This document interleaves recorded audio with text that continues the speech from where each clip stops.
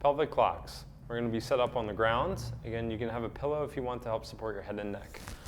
I'm going to get set up in this hook lying position. Pillow supporting just my head and neck. My knees are bent. And now, before we were doing just the pelvic tilts, now we're also going to add in another direction, okay? So when we do posterior tilt, that's going 12 o'clock, 6 o'clock.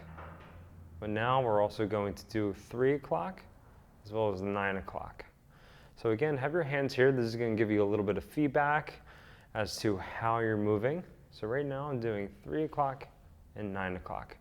So I'm thinking as I do 9 o'clock, my left hip bone comes up a little bit higher, my right one comes down, and then vice versa. When I do 3 o'clock, the right one comes up a little bit, the left one drops. Okay, so do 12 o'clock, 6 o'clock, and then do 3 o'clock, 9 o'clock. We're just trying to move just from our pelvis, okay? So I don't want shoulders moving, your entire body moving. Just try to limit it to your pelvis.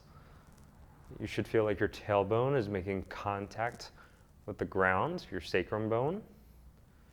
And again, we're just moving 12 o'clock, 6 o'clock, 3 o'clock, 9 o'clock.